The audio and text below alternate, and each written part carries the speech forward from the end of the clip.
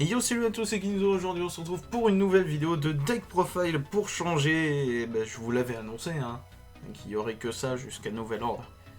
Et du coup on en fait une. Et cette fois c'est Adamantia. Et du coup on est parti pour cette deck profile Adamantia. Bon bah pour commencer, on a 3 rechercheuses, forcément, accompagnées de 3 chercheurs, forcément, ainsi que 3 analyseurs. Forcément. Mais niveau Adamantia, bah c'est pas tout. Maintenant qu'il n'y a plus Block Dragon, je joue Dragite et Raptite aussi. Raptite est plutôt intéressant en fait, quand on s'y intéresse. Bon, Dragite, vous le connaissez, hein, il y a certaines personnes qui le jouaient. Donc en gros, s'il est spé par un Adamantia, vous piochez une. Et l'autre, Raptite, là où il est aussi doublement intéressant en fait, c'est que lorsqu'il est spé par un Adamantia, vous pouvez prendre un rocher de votre main. Bon, ça sert à rien. Ou dans votre cimetière et le mettre au-dessus du deck. Ce qui est plutôt intéressant, comme ça si vous avez un autre Adamantia qui pourra faire son effet, et vous êtes sûr de recover vos ressources et faire des trucs sympas. Et autrement, leurs deux effets dans le cimetière, c'est qu'on peut remettre un synchro de leur attribut qui est soit sur le terrain ou dans le cimetière dans l'extra deck, et eux on les remet au-dessus du deck. Et du coup, Raptite va nous permettre de recycler les Raptite, du coup, voilà. Ensuite, on joue des Kohakimeru, les gardiens. Donc, lui, c'est celui que vous connaissez le plus. Hein, c'est celui qui va faire des negates de monstres. Les suppliers, c'est extrêmement fort. D'ailleurs, je pense peut-être même le passer à 3. Puisque c'est lui qui va nous aider à Chain Block Needle Fiber. En gros, ce qui va se passer, c'est que vous allez forcément faire Needle Fiber avec des rochers. Logique. Et du coup, vous avez son effet qui pourra s'activer. Qui est que lorsque vous avez un rocher qui part au cimetière, pour n'importe quelle raison, vous pouvez l'invoquer spé. Du coup, chaîne 1 Needle Fiber, chaîne 2 Supplier.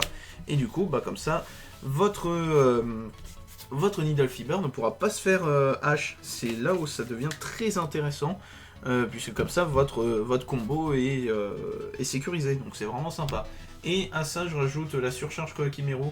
C'est une negate d'invocation, ce qui est plutôt pas dégueu. Ensuite, on a 3 Doki Doki. Doki Doki, c'est le starter du deck, hein, clairement. Ensuite, on joue du Go Go Go.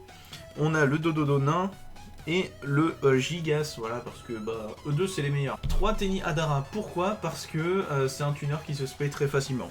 Très clairement, c'est juste pour ça que je le joue.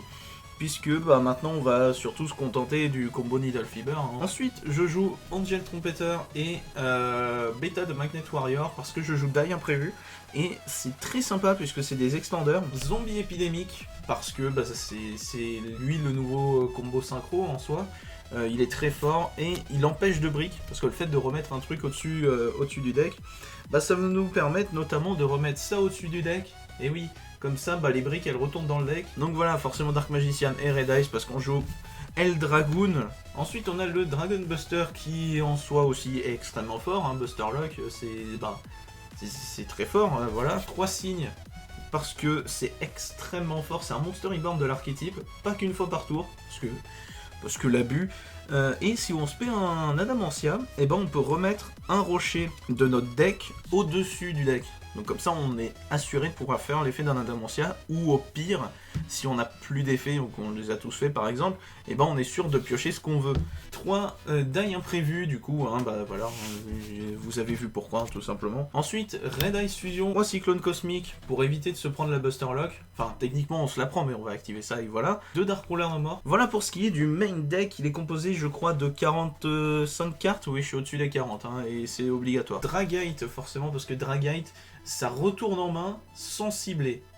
C'est incroyable comme carte, elle peut negate des magies pièges s'il y a un monstre haut dans le cimetière. Ensuite Raptite, en fait il a le même effet que les petits Adamantia mais il a pas de limite de niveau au fait que ça soit tuner ou non. Ensuite Borreload Savage parce que on est un deck combo, du coup ce genre de negate c'est pour nous, c'est cadeau. Herald of Arclight parce que c'est le combo Needle Fever, donc globalement tu termines obligatoirement avec Borreload Savage et Herald. Hein, voilà. Et du coup en conséquence Martial Metal Marcher. Nous avons ensuite niveau Link Appaloosa parce que negate. Ensuite Licorne des Nightmares parce que c'est fort aussi. Hypmascarena parce que de la ligne durant le tour adverse c'est absolument fou, surtout si c'est pour placer Licorne. Union de Carrière pour la Buster Lock. Alors, anciennement pour mettre Block Dragon ou Buster Lock, là c'est juste pour mettre la Buster Lock en fait. Ensuite nous avons Vert Anaconda. Pourquoi Vert Anaconda? Parce que lui il est broken. Voilà, enfin juste Dragoon, cette carte ne devrait pas exister, ni Dolphiber parce que le combo. Linkross parce que elle va être bannie déjà aussi. Mais bon, du coup, fallait quand même que je fasse ces deck profile parce qu'Adamantia est un deck que j'apprécie énormément. À cela, je rajoute un Galant Granit, oui, quelques petites Xyz. Galant Granit pour aller tuto les cailloux, hein, les rochers. Bah ça va tuto rechercheuse si on s'est fait negate un petit peu, et du coup speed rechercheuse, on fait des effets, voilà. Et le dernier c'est Abyss Dweller, puisqu'on peut se le permettre, et ouais non, Dweller ça marche bien contre beaucoup de decks. Et donc voilà pour ce qui est de cette deck profile Adamantia, en espérant qu'elle vous aura plu. C'était Kinzo, salut.